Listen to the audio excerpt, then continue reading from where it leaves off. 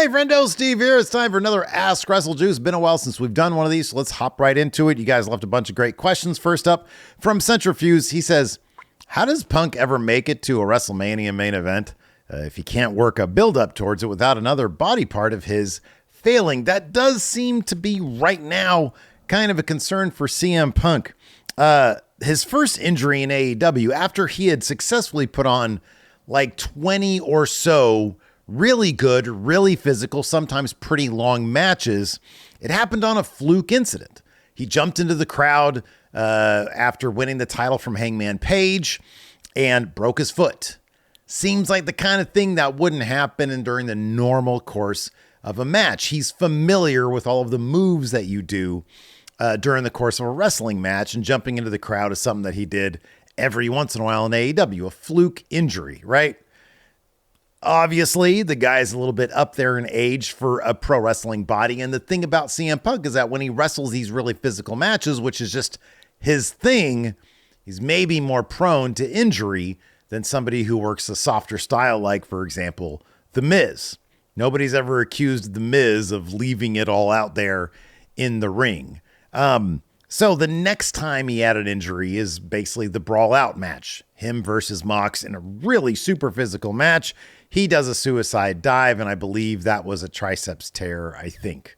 Was it a shoulder? I think it was a triceps tear. So that was a normal pro wrestling thing, right?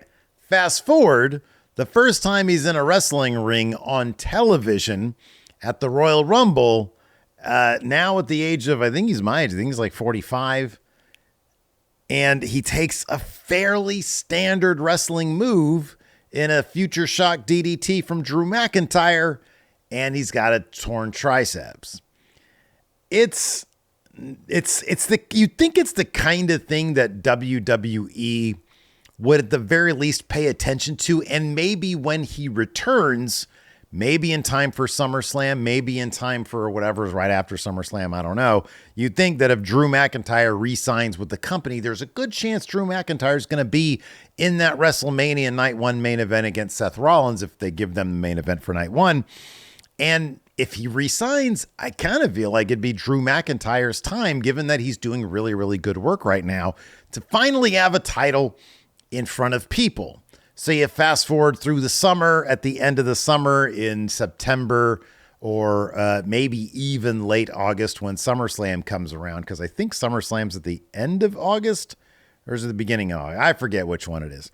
But certainly around August or September, he says he's coming after Drew McIntyre. The World Heavyweight Championship feud for CM Punk's return is right there for the pickings. Now, what they're probably going to want to do is pump the brakes on that particular feud. Even though he says, I'm coming after you first, Drew, you want to have him confront Drew McIntyre as the first thing he does, and then have somebody else distract CM Punk until we get back up to the build to Mania. And basically what you do is you just limit him in what matches he has. And every match is going to be kind of a litmus test to see, okay, can we do this? And maybe you prolong that match, like the booking of that particular match. Drew McIntyre, let's say he remains World Heavyweight Champion up until next year's WrestleMania. It's like a year-long reign. You prolong it until next year's WrestleMania. So you go from Mania to Mania with Drew, and you don't get around to finding out who the number one contender is until, I don't know, what's right before WrestleMania. I guess it'd be Elimination Chambers right before WrestleMania, and see how that goes. And then from Elimination Chamber to WrestleMania, you just have CM Punk take it easy if they want to do that. I think that his return is going to be a really, really big deal. And you want that for your WrestleMania Night 1 main event. Now, at that point, whether or not you feel comfortable putting the title on CM Punk, what do you want? The big moment, or the big moment and it comes with the caveat that this could fall apart at any moment? He's old. He wrestles a very physical style. He's already had these injuries. So I don't know what you do. I do think there's definitely a way that you can do it. You can limit his matches from September until WrestleMania, to, I don't know, a Roman Reigns schedule even, which you're looking at like 3 matches maybe. You know, he has his return match against somebody. You put him in another match, and then you put him one more, and then you got WrestleMania. So you make him a really exclusive attraction. I don't know if CM Punk, I don't know if you can tell that story with that schedule, but as he said during his promo, and I don't think this was a mistake, he's probably thinking this, maybe a WrestleMania main event isn't in the cards for CM Punk. I don't know. But it'd be great if the guy could figure out some way to manage his body such to the point where it's less likely to break down. I mean, I know a lot of people pointed out he looked pretty gassed at the Royal Rumble. He didn't look great. The dude hasn't wrestled since, August? And, he's older. Doesn't mean that he can't still captivate the crowd. Doesn't mean that he still can't tell really amazing stories in the ring. His match at All In against Samoa Joe was awesome. It was fantastic. If you can pull one of those out of your hat every, I don't know, at this point with Roman Reigns, it's like once every 2 months, something like that. So I don't know. I think there's a way to do it, but WWE would need to commit and really figure out two things. They'd have, number one, really limited schedule, and number two, have a solid plan B in case something happens to CM Punk. But at this point, it's a shame. We had, 7 years between him leaving WWE and him showing up in AEW. And that's, I'm sure he was just burnt out on wrestling and wanted nothing to do with it. But at this point, I don't know. Maybe it's a kind of situation where they can still utilize him as like a coach and on-air figure in NXT. I don't know if he'd want to do that. But yeah, I don't know what to do. I don't know. It's a shame. I'd like to see the guy retire on his own terms. I kind of feel like that's one of the reasons he came to WWE, to show, hey, listen, I can still be of use to a company with the proper structure that I need to succeed in place. And, that obviously wasn't AEW. Anyways, let's go ahead and move on. Odd Lifestyle says, with Roman inevitably taking a break and a part-time role as a performer, do they attempt to turn him back babyface, leave him as head of the table heel, or leave him more in a gray area presence, kind of like Undertaker post WrestleMania 28? I think that right there, Undertaker post WrestleMania 28, might be the way to go, where he's sort of like in between. He sort of fits whatever big story they want to tell with him on a part-time basis, which would be like story to story. I don't know. It kind of all depends on what Roman wants to do. If he's going to have more of a full-time schedule, maybe you keep him heel and he keeps up his wrestling until, when I say full-time schedule, I mean his full-time schedule he's got now, where he's an active part of the story. Not he's there every single week, because that ain't going to happen again. But if he's going to be there, not every pay-per-view, but every other pay-per-view, and his presence is still felt on a week-to-week basis, then I kind of feel you just sort of keep him heel until you tell a big story to turn him. The other option is if he loses to Cody at WrestleMania, which I think this question presupposes, I mean, shoot, I don't know. Probably he comes back at SummerSlam, right? In which case, I could see him coming back as a good guy. I think I booked out something for Roman Reigns in one of my videos where he comes back for a rematch against Cody. Oh, I think it was my guessing all the premium live event main events. He comes back. He's lost the bloodline. Solo and Jimmy have left him, and it's just him. And he comes back to see if he can get it done himself against Cody Rhodes. And he ends up putting Cody over again. Straight up match, one-on-one. And from then on, he becomes sort of like, like the Undertaker post WrestleMania 28, post end of an era Undertaker. Blake Whitehouse says, should Cody challenge for the NXT championship? No. That's an easy one. No, he shouldn't. Oh my God, no. Let's see if Blake has more. He says, all right, Steve, that's not my thumbnail, man. He said, there's a 0% chance of it happening, but I'd like to see Ilya come out, make a case similar to what Seth did. Winning the title Cody's dad created could sound very appealing to Cody. Wait, Cody's dad created? Oh, the NXT title. Yeah. It would help establish NXT as a third brand again. A Royal Rumble winner is challenged for an NXT title WrestleMania 4, so establishment there Well, it'd be a good way to advertise for NXT's Vengeance Day. I see zero harm in it.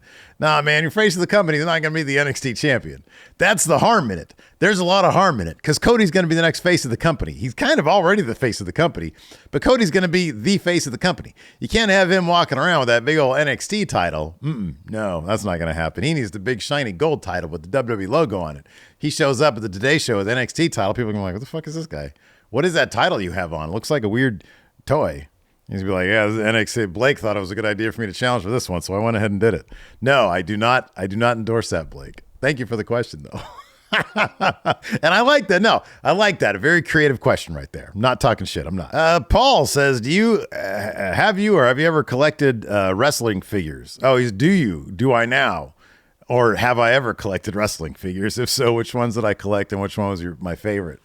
No, man. Did I collect them? Like, people send them to me and Larson sometimes, and so I'll put, like, as a gag gift sometimes. Like, I've got like a Gunther figure over here still in the box. We have like a Lex Luger one up there on the Friendo Club set, but like, I don't go out of my way. I do have this actually. It's a Batman shelf back there, and me and my kid Alabama, we sort of add to that as much as we can just to build something together.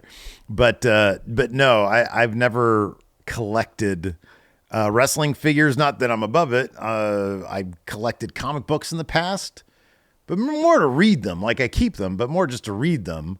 I've never really been a collector, which is shocking. I have so much crap in here. You'd think that I am a collector. I'm not actually a collector.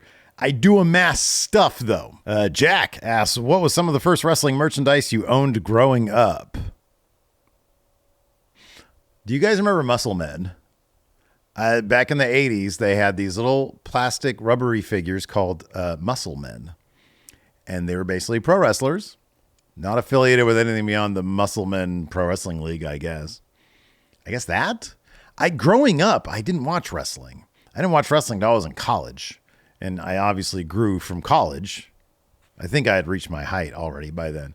But yeah, I did. First wrestling merch I owned was probably like a t-shirt, like a wrestling t-shirt. I know I had, and again, sorry about this, not sorry. I had a Hulk Hogan NWO t-shirt. I really liked that. It was a cool design. It was like that tribal one that he had. I like that shirt. It was a really good fit too. I don't have it anymore. Probably wouldn't buy Hogan merchandise anymore, to be honest with you. Let's see here. Oh, no, another one from Blake. He says, do you think Okada and NXT could be good in a sense of him giving a couple of... I imagine Blake is an NXT fan. And I'm going to say no. If Okada does sign with WWE, he should stay far away from NXT. He should put in his contract, I'm staying away from that tiny-ass venue, that little rinky-dink venue, with the same crowd every goddamn week that doesn't appreciate what they have. I ain't going there. That's not happening. Wrestle Cram says, I love this super heel Drew McIntyre. So do I. It's so good. And the storyline building with Punk. So when he comes back, Punk, should this end with a world title match at SummerSlam 2024? I say Mania, because you don't want to rush right into that because you might get hurt. So give him a good 4 matches first between SummerSlam and Mania, and then you'll get there. That's a long time. That's like 9 months. There you go. Patrick Cheeseman says, Steve, fantasy book your debut in the WWE. What is your promo? Who do you feud with? What is your entrance song? This is what I would do. John Cena returns. And he says, look, everybody, I'm moving on for good to go to Hollywood. I'm out of here. But my slightly younger brother, Steve Cena, is coming to WWE. And then I show up. And I'm the brother that John Cena, none of his like motivational speeches would ever work on me. I'm kind of a slob. I've got like cut off sweatpants shorts for my ring attire, like, a merch shirt with the sleeves cut off. John Cena one that he gave me for free. It's got like a mustard stain on it. And I'm like the anti-Cena, but I'm his brother. And of course, as he does with everybody, my first match with John Cena would be WrestleMania. I win, pin John Cena. Also had somehow some stipulation in there that is a number 1 contender match for Cody's title. Then I go in and I beat Cody too. So there you go. And then I start a new faction of Star Trek lovers. It's a nerd faction Cody's in there with me. Xavier Woods is in there. He leaves the New Day. Xavier Woods is in there with me because he likes the video games. It's just a big old nerd faction. We sit around and we do nerd things. Humidifier says, how long do you think it'll be until AEW has their own Hall of Fame? Who comprises the first class? 10 years? Is that not long enough for a Hall of Fame? 10 years? Jericho, Mox, the Bucks, Kenny. That's class number 1 right there. Cody should be in it too. Justin the Zone says, what's your super early predictions for who's going to win Money in the Bank? Says, for me, it's Sami Zayn and Chelsea Green. I think you're half right. Chelsea Green, I could totally see that. I could absolutely see that. Otherwise, give me the Damian Priest booking. I did that in a different video. Damian Priest waits the last second to cash in Money in the Bank. He cashes in a match. Shit, I forget what that booking was, but it was really good. Check out the video where I do the premium live event main events. It's in there. So Damian Priest is the first back-to-back 2-time Money in the Bank winner. That's what it is. He cashes in, loses, is in Money in the Bank match, wins, and then cashes in at Money in the Bank. Adam Messenger says, what wrestling video game rents a permanent room in your heart? Oh, man. It's the NWO WCW World Tour. It's the best pro wrestling video game ever. Love it more than No Mercy and all the other, and Revenge. B-Man the Champ says, which of the following 3 matches do you think is most likely a main event night 1? Bayley versus Io, Rhea versus Becky, or Seth versus ? Should be Bayley versus Io. She won the damn Royal Rumble. She deserves the main event of night 1 of WrestleMania. And I think that's going to be the most compelling story going in. Bayley versus Io. That's what should main event. Seth probably will, but it should be Bayley versus Io. Mr. Sammy Sandman says, do you think the speaking out movement a few years ago actually made any difference? Yeah, because it kicked a bunch of creeps out of wrestling. And the less creeps, the better. The Genuine Fake says, how do you feel about a Seth, Drew, Sammy triple threat at WrestleMania? Drew is already feuding with both. Sammy could catch fire again and maybe finally get his world title win. I like the Drew versus Seth part. Keep Sammy out of it. That guy does a lot of losing. He lost to Seth. He lost to Drew. I don't know how you're going to get in that match. I mean, you could have him win Elimination Chamber, but I think it's going to be Drew McIntyre. Juan Guerrero says, Mr. Triple Mania here. Hey, Mr. Triple Mania, I miss you. Since you and Larson didn't go to WrestleMania 39 when it was in LA, do you guys see yourselves going to any WrestleMania weekend in the near future? I asked because it'd be cool to see you guys again at a friendo meetup, maybe when WrestleMania is in Vegas. Here's the thing, Juan. This is how I feel about it. And I really came to this realization when WrestleMania was only about 6 hours away down in Los Angeles, as you're referring to here. One of my jobs is, I'll put it this way. Let's say you have a bar, and every January 31st, late at night, you got to be at your bar because it's New Year's. And bars probably do really, really well on New Year's. You're a bar. You're there for people to party. You're people there to purchase your alcohol. And so no matter what, even if you really want to celebrate New Year's Eve somewhere else, you can't because it's your job to celebrate it at your bar while you're working. That's me. That's me and Larson. WrestleMania is our New Year's Eve for that bar. Everybody wants to come hang out with us in our community for WrestleMania, watching us watch it on Twitch and YouTube. So we can't go to WrestleMania. Not until I retire. Once we retire, then it's a possibility that I'll go to WrestleMania. But until then, I would love to find some other big wrestling thing that we can go to that isn't WrestleMania, that isn't that big, huge show during the year. I don't know what that is, but it'd be cool to do that because I do miss going out and socializing and meeting friendos and doing live shows. I miss that stuff. I really do. But actually doing WrestleMania, probably not going to happen. Pay-per-views, premium live events, whatever. Those are my work days. I have to be there to work. And I enjoy doing it. I enjoy hanging out with the friendos. I really do. As much as I'd like to be at some shows, yeah, just probably isn't in the cards for us. Here's a philosophical one. Jonathan M.R. Marsh says, had you never met Larson, where do you think life would have taken you? I honestly don't know. Larson and I have known each other since high school. We've been really good friends since junior college, literally coming up on 30 years ago. So When I was driving from Sacramento down to San Diego Comic-Con, he had said, hey, can you swing through and do a quick voiceover thing for me? And I said yes, and that thing was a machinima thing. And when I got back to Sacramento, he said, hey, do you want to do some editing? I said yes. Do you want to do some voiceovers? I said yes. They want to give us a show. You're funny. Do you want to write this show? It was called 10 for the Win. I said yes. So I suspect, I'll put it this way. The other gig I had at the time was Hilton hired me to work for the Sacramento Kings doing editing. I probably would still be working for the Sacramento Kings or some other sports franchise if I wanted to advance my career somewhere else. So I'd probably be doing editing or producing for a sports team. Bree Castillo says, can you make up a dream WrestleMania card for this upcoming WrestleMania? I'm going to do that in its own separate video because I think that's a really cool idea, and I've been trying to come up with some video ideas. So thanks for that one, Bree. I appreciate it. Robert McGowan says, do you think that the Seth Cody angle from Raw last night was a pivot due to the CM Punk injury? And with Cody being the stand-up company guy, do you think he could be persuaded to take that match with all the reshuffling, especially with the current lack of star power not named Cody or Roman? I don't think he's going to be persuaded to take the match. I do think that segment was because of the CM Punk injury. I think it's been reported on as well. But no, it'll be interesting to see how they approach this. I guess Cody's going to have a real, crisis on his hands of, okay, well, which title do I want to go after? Seth is kind of easy pickings because I've already beat him 3 times, but I have this respect for him now, and he's proven himself to be even better now than he was back then. And this is the workhorse title. But in the end, he just chooses Roman because we all know that's what he's going to do. But no, I kind of feel like that angle was because, oh man, we need some add some intrigue on the road to WrestleMania. Let's go ahead and just toss Seth out there and have him make the case. Leon Cooper says, Steve, do you feel like Cody Rhodes is going to have some help of his own trying to overcome Roman Reigns by bringing out Tama Tonga?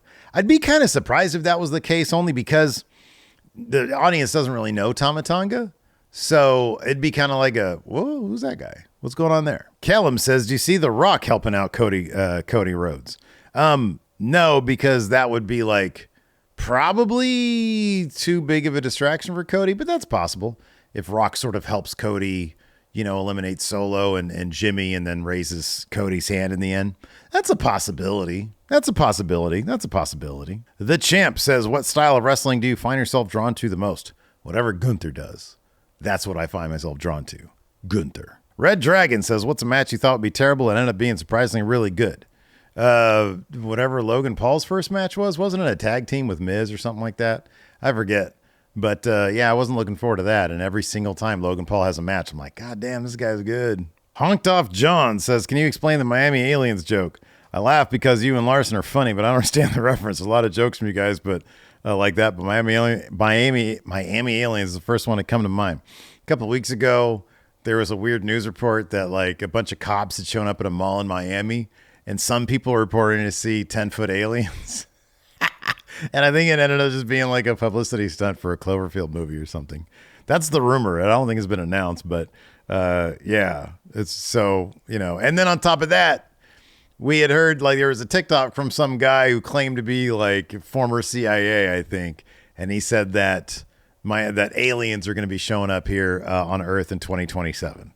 So that's what that's all about. Claus Techno says, with the streaming deal between WWE and Netflix, do you think they'll keep the show PG? I do. I think sponsors like that, and I think they're going to keep it that way because I think you can tell compelling stories without saying fuck.